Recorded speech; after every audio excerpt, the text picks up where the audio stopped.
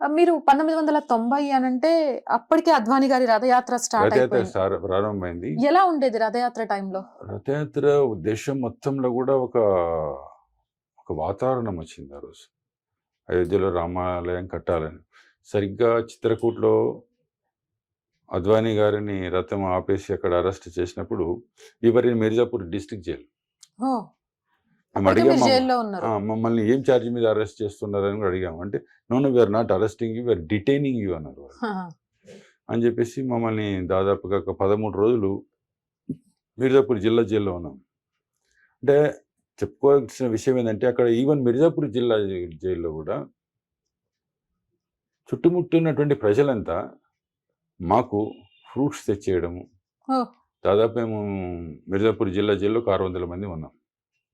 ఆ జైలు వాతావరణం ఎట్లా ఉందంటే అక్కడికి ఉత్తరప్రదేశ్ వాళ్ళని అరెస్ట్ చేసి తెచ్చారు. మధ్యప్రదేశ్ వాళ్ళున్నారు. తర్వాత కేరళ నుంచి వచ్చిన వాళ్ళున్నారు. జమ్మూ కాశ్మీర్ నుంచి వచ్చిన వాళ్ళున్నారు. ఓహ్! సో, మొత్తం 5 స్టేట్‌ల వాళ్ళం అక్కడ మేమున్నాం. సో, అందరివి గూడా ఒకటే ఎయిమ్. కానీ అందరి భోజనాలు ఒకటి కాదు. అవును.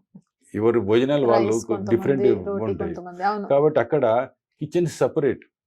ఒక ఓహో! 5 కిచెన్‌లనమాట. ఆంధ్ర నుంచి పోయినటువంటి వాళ్ళకి ఒక కిచెను, ఒకటి. కేరళ వాళ్ళది ఒక కిచెను, జమ్మూ కాశ్మీర్ నుంచి, నార్త్ ఇండియన్ మధ్యప్రదేశ్ నుంచి వచ్చిన వాళ్ళది separate kitchens. But we will together. హ్మ్. అసలు భిన్నత్వంలో ఏకత్వం అంటే మాకు జైల్లో కూడా ఆ విధంగా ఒక వాతావరణం క్రియేట్ ఆ రోజు జరిగింది. ఉన్నటువంటి కార్యకర్తలు కూడా ఒకరు ఉన్నారు కాబట్టి ఒక మానసికమైనటువంటి ఆవేదన గురి కాకుండా అక్కడ మేము ఉండగలిగాం. హ్మ్. ఎందుకంటే మనకు జైలు అంటే మనకు తెలియదు. అప్పటికే మీరు లా పూర్తి చేసారా లా సార్? కంప్లీట్ చేసాము. అప్పటికి 89 మాది ఎన్రోల్మెంట్.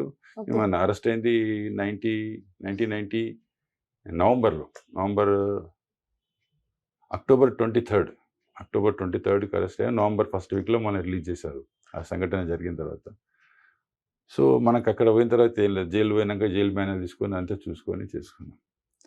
అయితే అక్కడ అంటే కొన్ని చిన్న విషయాలను మనం మిస్ అవుతున్నాం అనేది జైల్లో ఉండి మేము అన్నాం. ఇంత బాగుందని మేము అంత అన్నప్పటికీ కూడా అక్కడ మట్కీలో కప్పు అంటే మట్టితోని తెలుసు. చేసినటువంటి చిన్న కప్పు ఉంటది.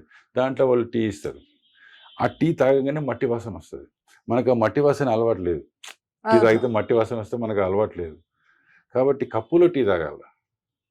కప్పులో టీ తాగాలంటే ఏం చేయాలా? జైలు సూపరింటెండెంట్ దగ్గర మేము మాన్యువల్ తీసుకున్నాం. Jail manual. తీసుకొని అదేదో ప్రాబ్లమ్ తీసుకొని రోజు జైలు సూపరింటెండెంట్ గారి దగ్గర పోయి 10 నిమిషాలు ఆయనతోని కూర్చోవాలి. ఆయనతోని కూర్చుంటే సూపరింటెండెంట్ గారు మర్యాదకు టీ తాగుతారు కదా! ఆ! ఆ టీ కప్పులో ఇస్తారనమాట. కప్పులో టీ తాగడానికి డైలీ సూపరింటెండెంట్ గారి దగ్గర అశోక్ కుమార్ రాయ్ గారని ఆ రోజు జైలు సూపరింటెండెంట్ మిర్జాపూర్ జిల్లా జైలుకి. సో, నిజంగానే జైల్‌లో ఏం మిస్ అయితున్నామంటే అన్నీ ఉన్నాయి గానీ కప్పు టీ తాగడానికి మేము అంత అంటే రియల్లీ వి ఆర్ గుర్తు చేసుకుంటున్నాం. కారణం ఏందంటే మనకు జైలు అనేది మంచిది అనేది కాదు. But we were forced to there. మంచి జరగడానికి వెళ్లారు. మంచి జరగడానికి వెళ్ళాము. అంటే బాధలు ఎట్లా ఉంటాయంటే అది కూడా విజయ్ కుమార్ గారు చెప్తున్నారు జైలు చాలా బాగుంటది. No, it is not like that. అవును. డెఫినెట్‌గా. We were suffered. Even cup tea తాగడానికి ఇంత సఫర్ అయినా మేమంటే we were suffered. Even though food is correct. Food ఇచ్చినారు. మనకు జరిగిన ప్రకారంగా మెనూ ప్రకారంగా ఇచ్చి ఉండొచ్చు. But that is not the way. Our movements are restricted. ఇప్పుడు మనం ఏం నేరం చేశాము? ఏం నేరం చేశారని మమ్మల్ని జైల్లో పెట్టారు? జస్ట్ పరిక్రమలో పాల్గొనడానికి వెళ్తున్నాం మేము ఆ రోజు. ఆ రోజు మేము వెళ్తున్న ప్రోగ్రాము మేము అక్కడ పోయి అయోధ్యలో అక్కడ కూలగొట్టాలా, అది స్ట్రక్చర్ అనేది కాదు కదా! మేము రాముల అక్కడ వారి ప్రతిష్ఠ జరగాలి అంతే. పరిక్రమలో పాల్గొనడానికి వెళ్తా ఉన్నాము.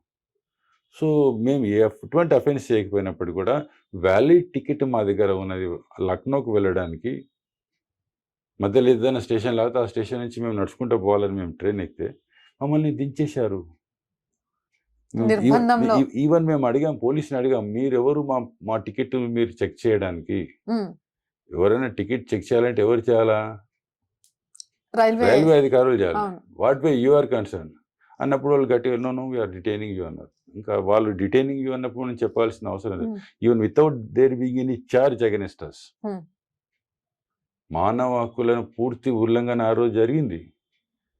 ఈరోజు ఎంతమంది అయితే మాట్లాడుతున్నారో అయోధ్య వ్యతిరేకంగా, రామాలయానికి వ్యతిరేకంగా, మరి ఇంత దమనకాండ జరిగింది. మేము ఆ రోజు జైల్లో ఉన్నాం కాబట్టి మేము నిజంగా బతికిపోయినాము. ఆ రోజు ఎంతమందిని కాల్చి చంపేసినారు. అవును. కాల్చేసేసి ఆ శవాలు కనపడకుండా కుండలు కాళ్ళకు కట్టేసి సరైన నదిలో పడేశారు. అబ్బా! ఆ రోజు మీడియాలో తర్వాత వచ్చింది. మరి ఈ విధంగా జరిగిందని ఎవరు మాట్లాడరు.